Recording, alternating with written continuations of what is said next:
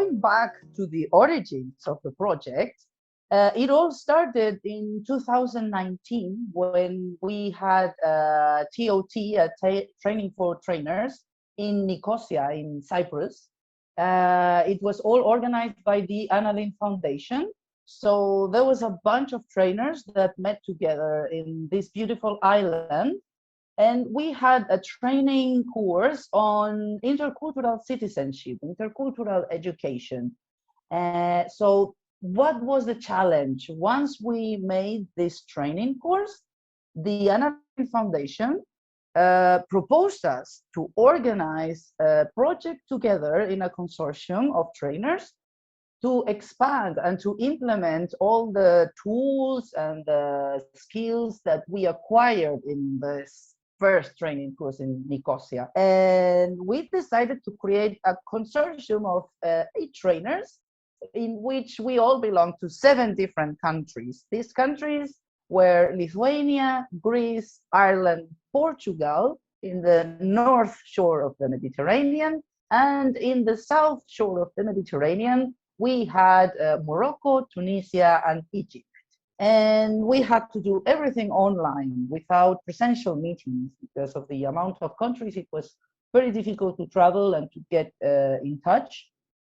So we had several meetings online. We create all these digital platforms to stay in touch together, like Google Drive, WhatsApp groups, Facebook groups, all of this in order to exchange materials, ideas, and everything, to put everything together. I think this collaboration between people from different countries reflects the values of the Anna Lindh Foundation first, because the main mission is to promote interculturality and intercultural dialogue. So you cannot do that without getting educators working together to design training programs and also to try to see how these training programs can fit into the different contexts of the Euro-Mediterranean countries. And so it was a good exercise for us, first of all, because we had to not only to work together, but also to solve problems that are intercultural by nature. When we discuss, for example, how we can implement training in Morocco and how it can be different from Greece and Portugal and Egypt, it is a very good intercultural exercise. The Anna Lindh Foundation has a fabulous tool. It's a book with exercises that were actually reviewed by so many practitioners around the Mediterranean. So it's absolutely a fabulous tool. And it's actually using that tool, we approach each of the trainer approach in its own country, potential receiver of that training. So where the need is. So each of us had a group of different really people. Like for myself, I had practitioner, youth workers who took part in the training. The main challenge with the situation of the COVID-19 that we've experienced, and now with the current situation, which is not stable. And these young people that we've trained, they face problems. We also face that problem of finding some participants couldn't make it to the in-person workshop, so we had to do it in a sort of hybrid way. And that was a main challenge because we believe that nothing can replace in-person workshops. From our experience during the pandemic, during the lockdown, Zoom meetings, of course they solved some problems, but they are not really effective when it comes to training, which is supposed to change attitudes and so on. We need human contact, we need in-person meetings. So that was the main challenge, and it's the same challenge that the participants themselves faced when they wanted to multiply the training. My project was a training that was divided in 3 face-to-face sessions and 9 hours sessions overall, and 1 hour digital meeting in the end for an overall view and evaluation. The process is more than that. It's not just creating a training for those participants. It was at the first step of it, in my view, was mostly because we kind of jammed together as a practitioner from different parts around the Mediterranean and worked together toward the same goals. So I think that the learning as a trainer was already encompassed in the fact that we were collaborating. So it was a collective, and we were kind of holding each other's realities while we were doing it. So understanding the different capacity of each of us, especially because for most of us, we had to move from a face-to-face workshop to an online workshop. But for me, it is very important because I was not used to work online so much. And on another hand, all my trainings usually are very interactive. I am not like a lecturer who is standing in front of people and just talking. And I try to involve people as much as possible and through their own experience to let them to understand certain things. The knowledge and the technology were diverse, so we kind of try to help each other to create the best outcomes for this workshop. And that was, of course, very fruitful because it was a fabulous solidarity within the group itself. So I can say that I feel honored that I was able to work with those fabulous and highly capable people to really move you within your values and to question them and to review them, to create somehow a braver space. Now the second stage was really to see in our own realities in the countries we are living in, what is the need and who is susceptible to get those trainings. So that was as well a research. We had kind of to look really who could profit the most and act as a multiplier, you know, so that was as well important. Then it was, I guess, in my opinion, one of the most beautiful parts of this project. It was the part when we all went to our communities and we created groups to work with and we started implementing the trainings. So the training courses that we all implemented, they were very different and diverse, which made this project much more enriching. For example, me myself, I organized a training course with a group of a combination between teachers from schools of Lisbon and also youth workers that work in organizations and associations in different points of Lisbon. This training course was very interesting because both groups were exchanging and comparing their approaches on how they work with young people. The training course was divided in online sessions and presential sessions. Then in Tunisia, the trainer Fatima, she made a group of young people. So she worked directly with these young people and talked about intercultural dialogue. And these young people were also activists, including the president of an organization for diversity. So the sessions were all face-to-face. It was a very productive training course. Also in Egypt, Najee decided to work specifically with teachers from teachers all around the country. The sessions he organized were 2 sessions of face-to-face training course and 1 session of online training course. He approached a big number of teachers from all around the country, and the sessions were also talking about intercultural dialogue, and all these teachers acquired activities, skills and competences that they were implementing right away with their students after the training courses. All 3 groups had participants were very different in all groups, because some of them were very experienced, some of them, they had this training about intercultural things the first time in their life, learning from the both sides. There were people, those experienced people, and I was trying to get them more active and to show their experience. And there were some people who were just, as we said, we were taking everything because it was so new. It was as well then as a facilitator at the moment of giving those workshops. It was as well to review your practice and how you engage when there is resistance. Because of course you welcome the resistance because it's a sign that you go to create a dialogue. You are not doing a conflict transformation only by listening, but you have to act on it and make sure that you are not necessarily trying to do a conflict resolution.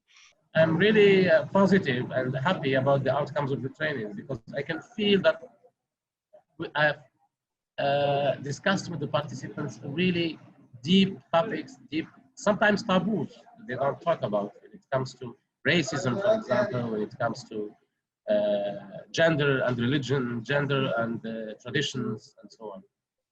So, but yes, in spite of the challenges, it was a success, I would say. It was a big success. I think the most important was the team bonding. The week after the face-to-face sessions, when we had the digital meeting, it was clear that they were more connected to each other, more relaxed and in tune with each other. After these trainings, we got together again. We had a lot of meetings just to share, to talk about how it all went and everything. And we organized a huge virtual exchange. In this virtual exchange, what we did is we invited participants from all of our trainings. So participants from Morocco, participants from Tunisia, from Egypt, Portugal, Greece, Ireland, and Lithuania. They all came together, 2 or 3 participants per country, together with the trainers, and we had a wonderful evening together in which we exchanged what had happened in our countries, how was the training course that they attended, and especially one of the most important things is that they were all able to share what changes this training had brought into their lives. Some other teachers in Egypt, suddenly they started to reinforce the way they teach it history, or just trying to consider the diversity, the religious diversity that were in the classrooms, and they started doing new activities for children. So they, from the beginning, they are more aware of themselves as a human being, but also as the people who are around them. They were also, for example, company directors in Greece that started having activities in group with their employees, also considering the intercultural dialogue, so nobody would ever feel more excluded in the company anymore. About the good practices they would implement in the future, they said that they will definitely follow that role-playing adjusted activity emotion sleepy, where everyone has to play a role and find arguments that are contradicted to his her personality, and that they were really impressed by that, and they said that would really help them to deal with demanding clients and difficult decision making. At this point, it was really visible, thanks to this exchange, that most of the participants, they learned a lot, but they also took action. So they, for example, we had example of some teachers in Portugal that they went back to their schools and they tried to change the aspect of their classrooms in order to consider the different cultures that were composing the class of the, by the origins of the students. Luckily, the group that I have are all multipliers, all of them. A few of them are university students who are members of, they are already leaders in their context because we've trained them in other programs. So they work in university clubs, at university citizenship clubs, and so on. Others are teachers, and you know, of course, the teachers, part of what they do is intercultural education, because in our programs in schools, we have units on citizenship, units on intercultural dialogue, but it is not that deep. So these teachers, we believe that they are now able at least to introduce these ideas to their colleagues in the schools. I know that from that group in Kėdainiai, they really are using some of my methods I shared with them in their daily work, being with groups, with other people.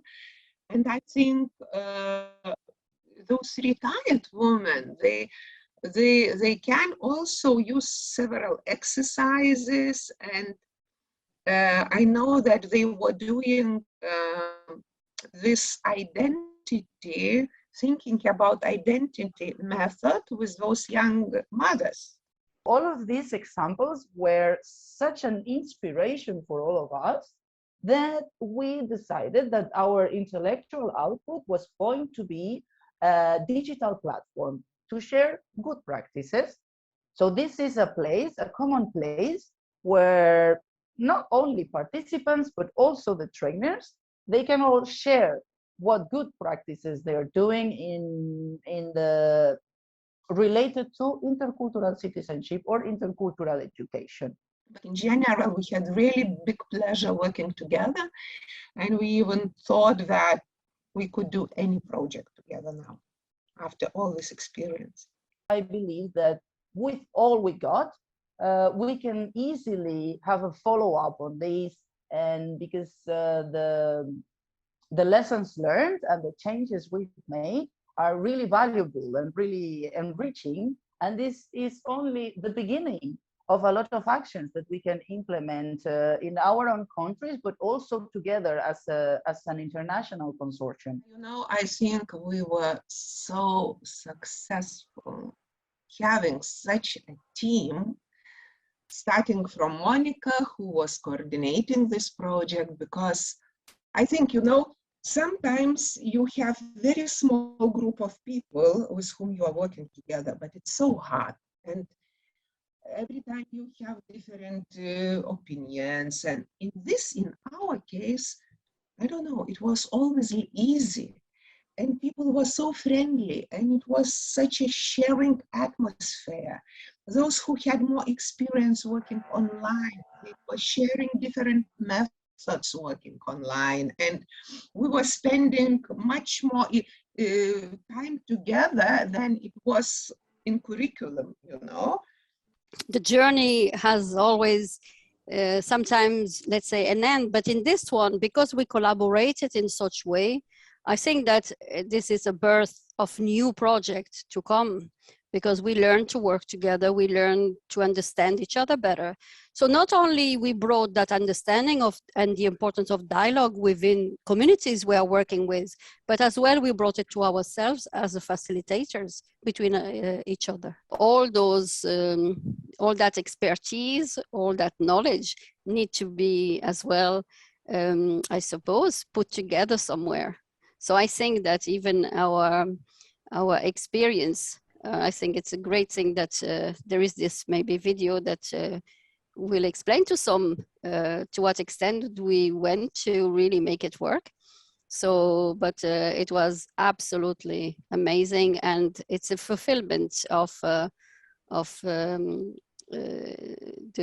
thing we believe in. So I think it was it's like the cherry on the top of the cake.